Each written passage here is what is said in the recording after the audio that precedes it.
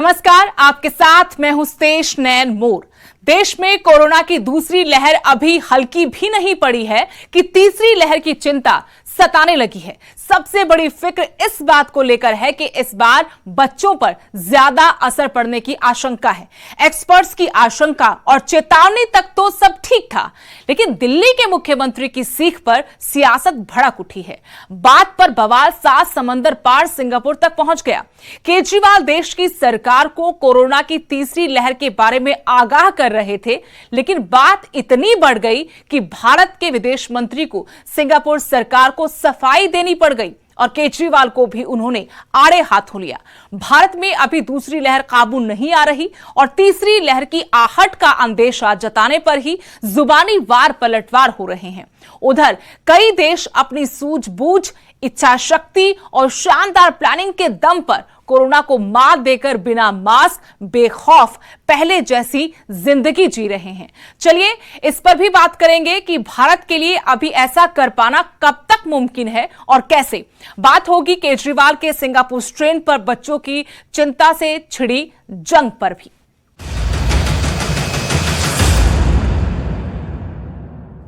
जब हिंदुस्तान की करोड़ों की आबादी कोरोना की दूसरी मार से बेहाल है, तब दुनिया के कई देश इस महामारी को मात देकर फिर से सामान्य जिंदगी जी रहे हैं। ना मास्क, ना सोशल डिस्टेंसिंग, सब पहले जैसा बेखौफ। इजराइल के बाद ब्रिटेन भी मास्क फ्री हो चुका है।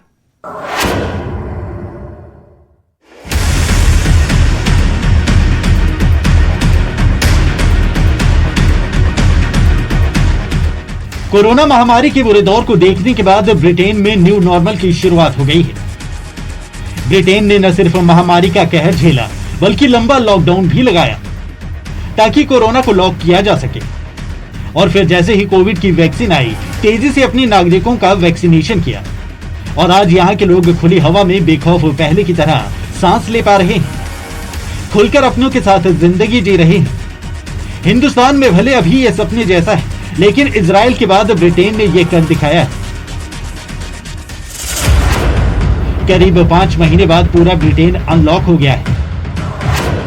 6.76 करोड़ की आबादी वाले ब्रिटेन में ज्यादातर बार, पब, रेस्टोरेंट और सिनेमा घर खुलने लगे। बड़ी संख्या में लोग वहां पहुंचने भी लगे। अब लोग घरों से बाहर निकल रहे हैं, सामान्य तौर तरीके से जिंदगी जी रहे, छुट्टियां मना रहे।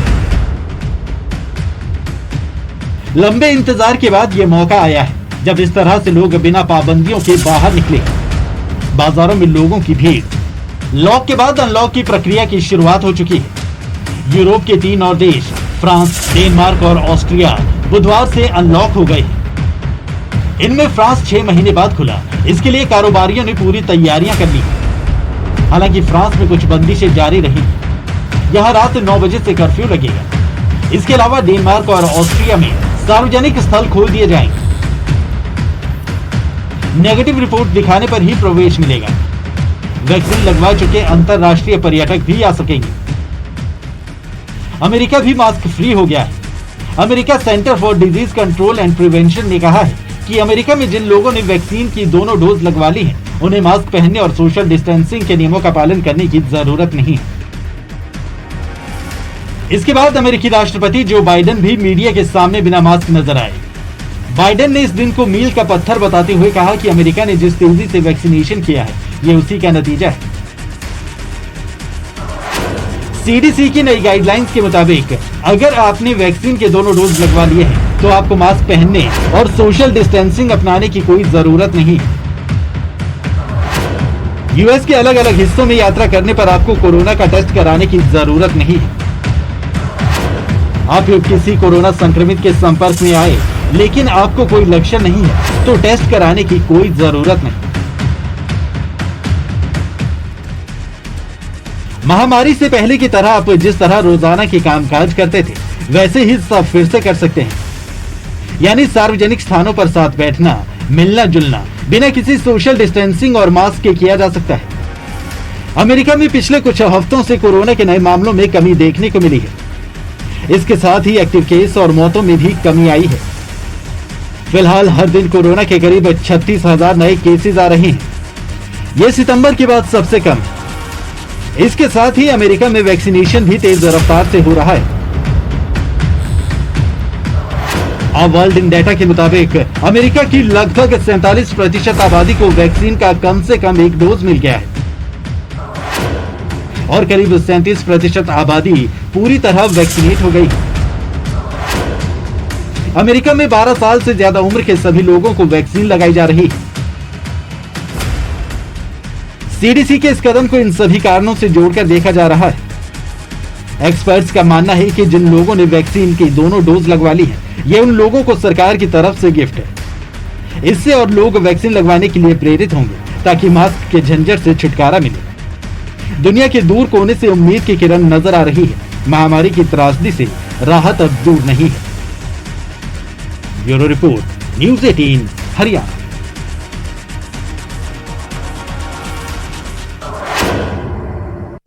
अमेरिका, ब्रिटेन और यूरोप के कई अन्य देशों से आ रही राहत की खबरों के बीच एक सवाल यह आता है कि भारत में यह सब कब तक संभव हो पाएगा? भारत कब तक कोरोना को मात दे पाएगा? क्या इस साल के आखिर तक भारत में भी लोग बिना मास्क के, बिना कोरोना के डर के घर से बाहर निकल पाएंगे? इन्हीं सवालों को तलाशने की कोशिश करते हैं इस रिपोर्ट में।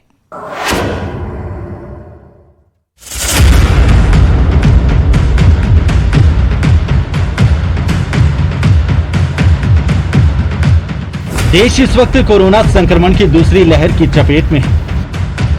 पिछले कई दिनों से रोजाना 4000 से ज्यादा कोरोना के मरीजों की जान जा रही है। मौत का आंकड़ा तो और भी भयावह है। सरकार, सिस्टम, हेल्थ सेक्टर सब जवाब दे चुके हैं। इन सबसे ज्यादा सहारा लॉकडाउन का है। लोग बेहाल हैं।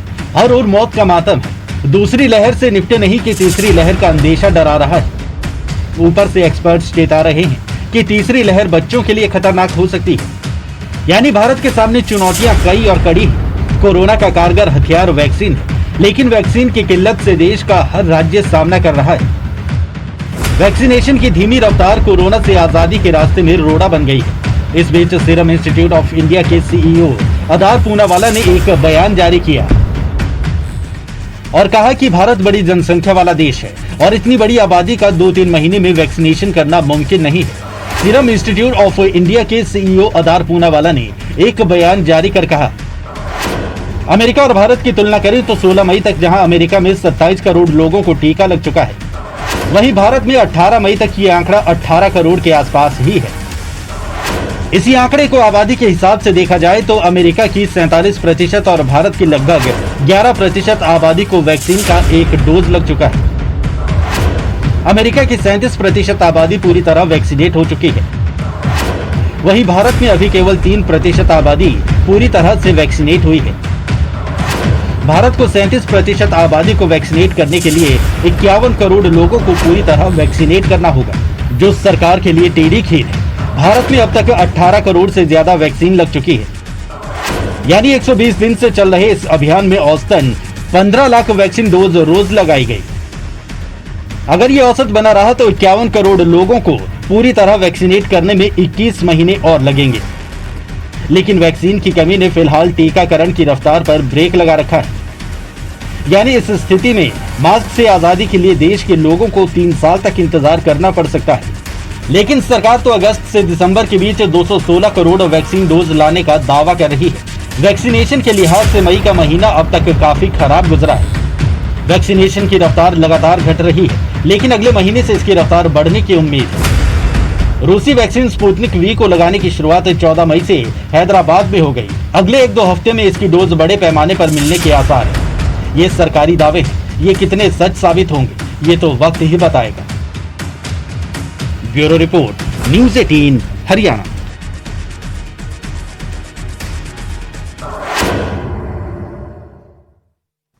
अब बात करते हैं सिंगापुर के स्ट्रेन पर छिड़ी सियासत की। मुख्यमंत्री अरविंद केजरीवाल के एक ट्वीट पर बवाल मच गया है, जिसमें उन्होंने केंद्र सरकार को कोविड-19 की तीसरी लहर के मद्देनजर चेताया है। उन्होंने सिंगापुर में कोरोना वायरस के नए स्ट्रेन के बच्चों को प्रभावित करने की रिपोर्ट शेयर की। उन्होंने ट्वीट में कहा, सिंगापुर में आया कोरोना का नया रूप बच्चों के लिए बेहद खतरनाक बताया जा रहा है। भारत में तीसरी लहर के रूप में आ सकता है। इस बात पर जितनी आपत्ति सिंगापुर ने जताई, उससे कहीं ज्यादा कड़ी प्रतिक्रिया भारत सरकार की ओर से आई। क्या मामला है ये, जानते हैं इस रिपोर्ट में।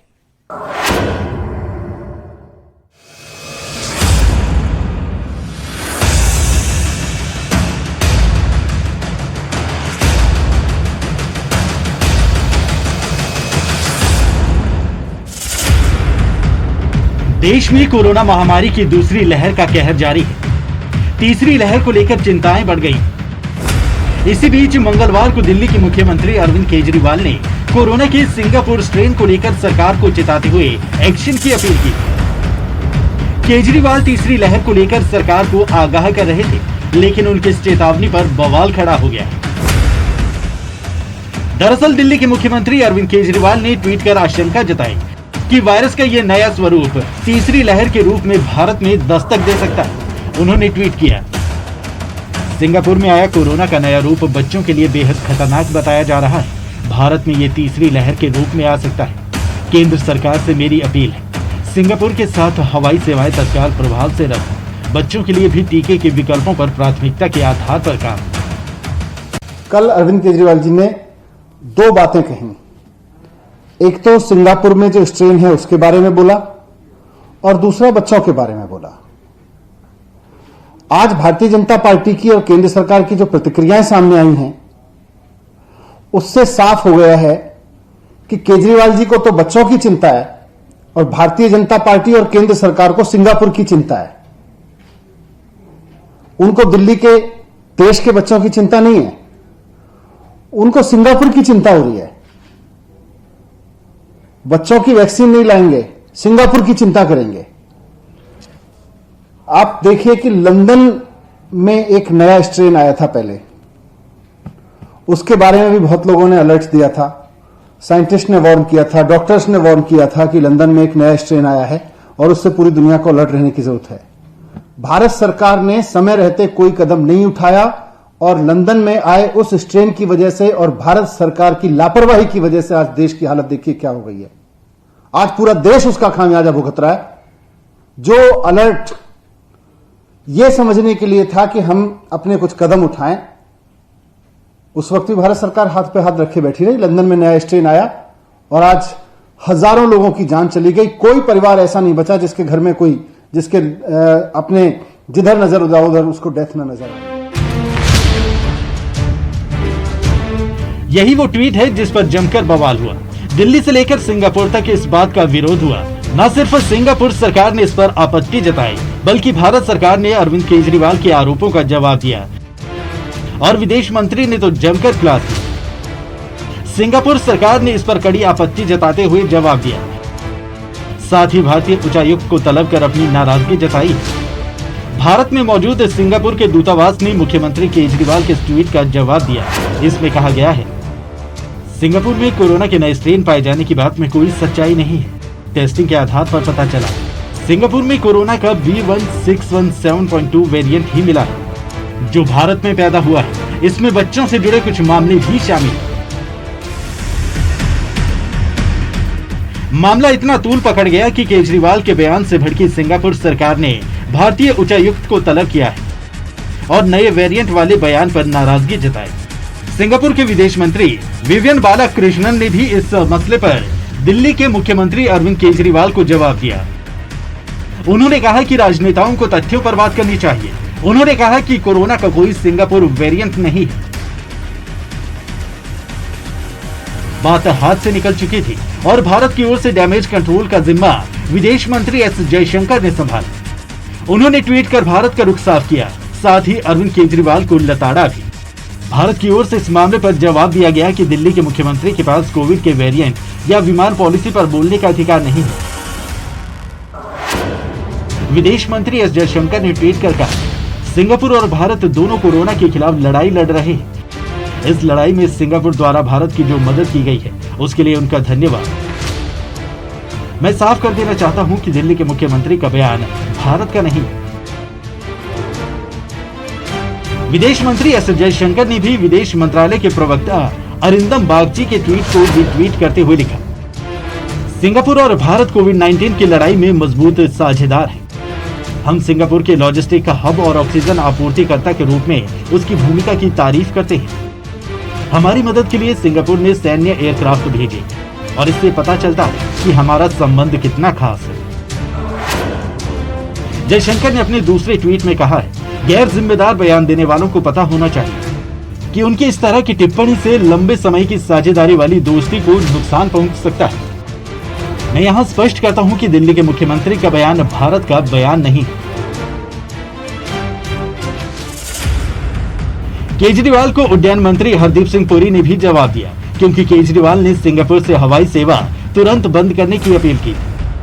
केजरीवाल को जवाब देते हुए विमानन मंत्री हरदीप सिंह पुरी ने कहा कि सिंगापुर की स्थिति पर केंद्र सरकार की नजर है और सभी एहतियात बरती जा रही है। पुरी ने ट्विटर पर कहा, केजरीवाल सभी अंतर्राष्ट्रीय उड़ानें मार्च 2020 से ही बंद हैं। सिंगापुर के साथ हमारा एयर बबल भी नहीं है। उन्होंने कहा कि वंदे भारत मिशन के तहत दोनों देशों के बीच कुछ उड़ानें जारी हैं ताकि वहां फंसे भारतीयों को वापस लाया जा सके। अपने सिंगापुर वेरिएंट पर किए ट्वीट को लेकर अरविंद केजरीवाल चौतरफा घिर गए हैं। हमारी अगली रिपोर्ट में आपको बताएंगे आखिर सिंगापुर में कोरोना का क्या है असर। क्या सिंगापुर में कोरोना बच्चों के लिए है ज्यादा खतरनाक? Bureau report, news 18 Haryana.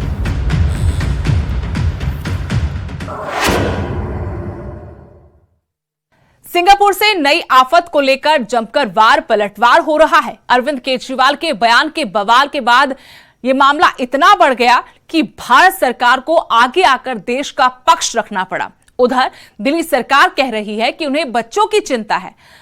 London strain के बाद सरकार नहीं जागी थी तो दूसरी लहर ने जमकर कहर बरपाया। चलिए इस रिपोर्ट में आपको बताते हैं कि आखिर सिंगापुर में किस तरह के हालात हैं कि दिल्ली के मुख्यमंत्री ने यहां से भारत में तीसरी लहर का अंदेशा जाहिर कर दिया।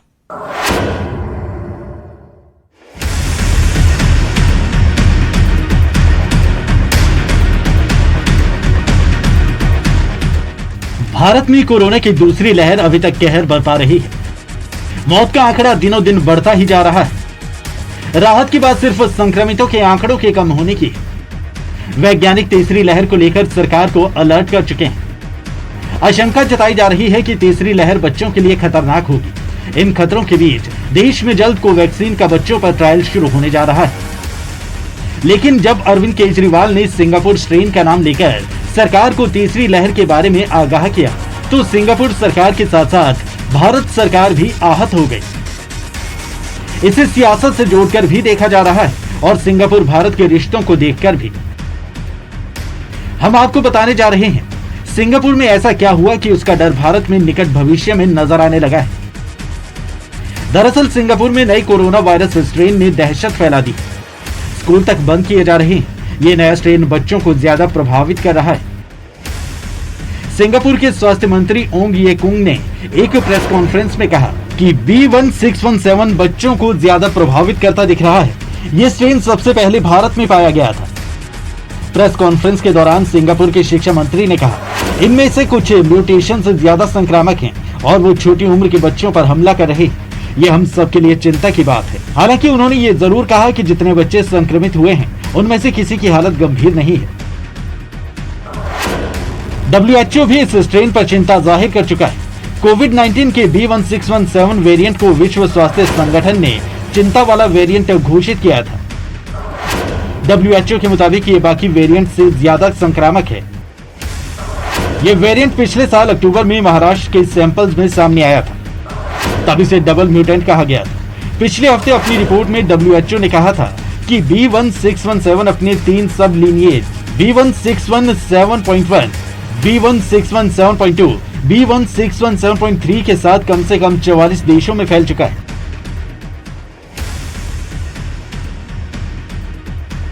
सिर्फ सिंगापुर ही नहीं, अमेरिका, ब्रिटेन, ऑस्ट्रेलिया, इजराइल जैसे कई देशों में इस वेरिएंट के केस पाए गए हैं। सिंगापुर में बच्चों पर इस वेरिएंट के असर को देखते हुए दिल्ली के मुख्यमंत्री भारत सरकार को आने वाले खतरे के लिए अलर्ट कर रहे थे, लेकिन सिंगापुर ने अपने नाम पर वेरिएंट को लेकर कड़ी आपत्ति जताई। हो सकता है सिंगापुर को अपने यहाँ पैदा हुए वेरिएंट कहने को लेकर आपत्ति हो, लेकिन इस खींचतान सियासत के बीच हमें कोरोना की तीसरी लहर को नजरअंदाज नहीं करना चाहिए और न ही इस बार सरकार को लापरवाही दिखानी चाहिए, क्योंकि एक्सपर्ट्स सरकार को चेता चुके हैं कि तीसरी लहर आई और वो बच्चों के लिए खतरनाक हो सकती है। उसकी तैयारी अभी से करनी होगी। अब ये किस देश के या कौन से वेरिएंट से आएगी, इस पचड़े में पड़े बिना, वक्त गंवाए बिना हेल्थ सिस्टम को मजबूत करना होगा, क्योंकि देश में कोरोना की पहली लहर के बाद भी वैज्ञानिकों ने दूसरी लहर को लेकर आगाह किया था, लेकिन सरकार ने इसे हल्के में लिया और उसका नतीजा पूरा देश कोरोना की दूसरी लहर के कहर के रूप में भुगत रहा है। Bureau report, news 18 Haryana.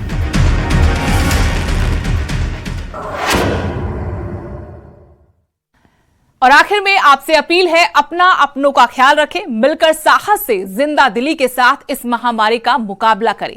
बेवजह घरों से बाहर ना निकले, सरकार के प्रशासन के आदेशों का पालन करें और हां, मास्क जरूर पहने, सोशल डिस्टेंसिंग अपनाएं, वैक्सीन लगवाएं और सबसे जरूरी, इस महामारी के दौर में अपनी इंसानियत ना भूलें। इसी के साथ हमारी आज की खास पेशकश में इतना ही। देश दुनिया की हर अपडेट के लिए आप देखते रहिए न्यूज़ 18 पंजाब हरियाणा हिमाचल।